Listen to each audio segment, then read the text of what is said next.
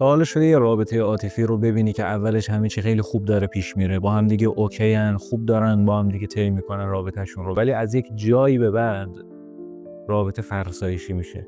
از یک جایی به بعد یک صدای میاد توی ذهنشون، مثل خوره میفته به جونشون، هی وزوز کنم میگه که نکنه این آدم زندگی من نباشه، نکنه من با این آدم خوشبخت نشم. و این نکنه ها از یک جایی به بعد روان آدم رو اذیت میکنه. من کاملا درک میکنم اینو که وقتی دو طرف وارد رابطه عاطفی میشن، اولش همه چی خوبه، یعنی با همدیگه گل و بلبلن، ولی وقتی جای یک موضوع مهمی خالی میمونه، این رابطه کم کم خدشه‌دار میشه، کم کم توش ترس میاد، کم کم توش ابهام میاد. و اون چیه؟ عدم شناخت. وقتی من طرفم رو نشناسم و باهاش وارد رابطه بشم، بعد از یک تایمی که رابطمون میگذره، تازه با یک سری از واقعیت‌ها آشنا میشم. اون واقعیت‌ها ممکنه برام سنگین تموم بشه. اون واقعیت‌ها ممکنه باعث بشه که من هزینه‌های سنگینی رو بپردازم و شاید جبران نشدنی. به نظرم اصلی ترین چیزی که برای شروع یک رابطه عاطفی مهمه، یعنی که من چقدر طرفم رو میشناسم. به میزان شناختم میتونم حالم رو با اون طرفم خوب بکنم. به میزان شناختم میتونم با اون طرفم جلو برم توی رابطه. هر چقدر این شناخت کمتر باشه، بدون شک این رابطه تبدیل به بن‌بست میشه. این داستان میدونی مثل میمونه که تصور کن توی جاده تاریکی داری رانندگی میکنی، چراغت هم خاموش.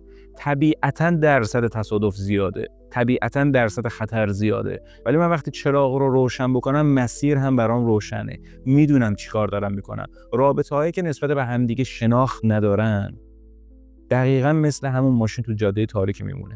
برای اینکه آدم به اینجا نرسه، من میخوام 3 تا فرمول بگم برای اینکه بتونی طرفت رو بشناسی، چه اول رابطه چه وسط رابطه. یعنی در هر کجایی که هستی این معیار رو قرار بدی برای شناخت طرفت. قاعده اول، ببین توی چالش ها، توی موقعیت های سخت چه شکلیه. باور کن آدم ها توی موقعیت های سخت خود واقعیشون رو نشون میدن. به اون لحظاتی که خوشخوشونه، اون لحظاتی که گل و بلبله، طبیعتاً همه بگو بخندشون رو دارن، همه با تو اوکی ان. ولی اون جایی که توی چالشی قرار میگیرن، یه اتفاقی میفته، یه حادثه رخ میده، اونجا یهو میبینی عصبی میشه، یهو میبینی یه حرفی میزنه که اصلا خیلی بهت بر میخوره، یهو میبینی قهر میکنه، یهو میبینی یه حرکاتی از خودش نشون میده که اصلا با معیارها با شخصیت تو همخونی نداره. بعضی به من میگن که آقا چیکار بکنیم مثلا توی رابطه چالش نداشته باشیم. میگم بابا داری اشتباه میری. آدم اتفاقا خوبه توی رابطهش چالش داشته باشه. چرا؟ چون خود چالش یک معیاری برای شناخت طرفت. اینکه طرفت توی اون چالش چه شکلیه، چه فیدبکی از خودش داره نشون میده، چه ریاکشنی از خودش نشون میده، تو اون رو باید زوم بکنی. قاعده دوم، ببین شخصیت این آدم شخصیت مسئولیت پذیری هست، یعنی گردنگیر هست به قول ماها. بعضی از آدما رو میبینی وقتی اتفاقی میفته به هیچ عنوان نمیپذیرن که آقا من یه اشتباهی کردم. یعنی حاضر همه رو مقصر بدونه، میگه فلانی مقصره، فلان موضوع فلانی مقصره، تو اینجا مقصری، اما خودش رو هیچ وقت گردن نمیگیره، هیچ وقت نمیپذیره که بابا شاید یه جایی رو من کم گذاشتم. همیشه دو قرط و نیمشون باقیه، همیشه میخوان طرف مقابلشون رو مقصر جلوه بدن و هیچ وقت مسئولیتی که کاری که کردن، مسئولیت اون اشتباهی که کردن، مسئولیت اون رفتار غلطی که داشتن هیچ وقت نمیپذیره. اگر شخصیتی داشته باشه که مسئولیت پذیر باشه، آقا من یه اشتباهی کردم، تسلیم، من اشتباه انجام دادم، معذرت میخوام، مسئولیت کاری که کردم رو میپذیرم. اگر نه این شخصیت رو نداشتم، واقعا با بترسی از اون شخصیت. مورد سوم اینه که توی شخصیتت ببینی قدرت انتقاد پذیری داره یا نه. من خیلی ها رو دیدم که توی دیالوگی که با هم دیگه دارن، توی گفتگوهایی که با هم دیگه دارن، وقتی یک انتقاد درستی میکنن، چرا میگم انتقاد درست؟ چون خود مسئله انتقاد یک بحث جدایی که حتما در موردش یه فیلم ضبط میکنن. اینکه طرف من شخصیت انتقاد پذیری داره یا نه. اگر یک جایی بهش گوش زدی کردم، گفتم که آقا فلان جا ای کاش این رفتار رو انجام نمیدادی، ای کاش این رفتار رو این شکلی خیلی بهتر میشد انجامش بدی، میپذیره؟ قدرت پذیرش داره. یعنی کافیه یک نفر بهش یک حرفی بزنه، سریع یک واکنش منفی از خودش نشون میده، سریع گارد میگیره، سریع عصبی میشه، سریع ناراحت میشه، زود به پرش میخوره. بعضیا توی رابطه خیلی نازک نارنجی هستن، یعنی بهش بگی بالا چشت ابرو، انقدر ناراحت میشه، انقدر میاد توی خودش. چرا؟ آدم باید روحیه پذیرش داشته باشه. آقا من اگه یه جایی یه روحیه‌ای دارم، یک شخصیتی دارم، شاید این شخصیت بد شکل گرفته. رابطه برای چیه؟ رابطه برای ساختن همدیگه است. رابطه برای سیر تکامل همدیگه است. خب من یه جا باید انتقاد پذیر باشم، یه جا باید بپذیرم.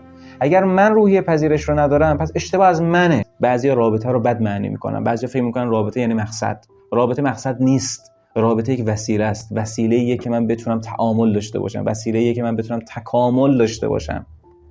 و توی رابطه من نیاز به ابزار دارم. یکی از مهمترین ابزارش شناخته. پس خیال نکنم وقتی وارد یک رابطه‌ای شدم تموم شد، من به مقصد رسیدم. نه، من تازه اول مسیرم و باید این مسیر رو بدونم دارم درست طی می‌کنم یا نه.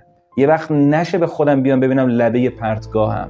پس باید وقت بذارم طرفم رو بشناسم و نترسم از شناخت و عجله نکنم. خیلی‌ها توی شناختشون عجله میکنن، یعنی سریع جنبندی میکنن. بابا شاید اون طرف توی اون برهه حالش خوب نبوده، خب بهش وقت بده. اگر یک روحیه، اگر یک شخصیتی رو مدام در حال تکرار دیدی، اونجا شک بکن. به نظر من عجله توی شناخت اشتباهه. آدم باید به خودش زمان بده. بعضیا مثلا میخوان همدیگه رو بشناسن، میگن ما 3 جلسه صحبت کنیم همدیگه رو میشناسیم. میشه مگه؟ تو صرفاً داری صحبت میکنی. با صحبت کردن آدم میتونه قصر بسازه. ولی اگر من توی خود رابطه، توی چالش ها، توی این اتفاقهای روزمره، توی این صبح بخیر شب بخیر گفتن ها، اونجا بتونم طرفم رو بشناسم، اونجا میتونم بفهمم که این چه جور آدمیه. شما هم اگر تجربه مشابهی داشتین یا اگر مطلبی تو صحبت ها براتون سوال شد و نیاز دونستید که بیشتر باید بهش توضیح داده بشه، خوشحال میشم توی کامنت ها برام بنویسید. اگر چنلمون رو سابسکرایب نکردید، حتما اون زنگوله رو بزنید و حتما این ویدیو رو لایک بکنید.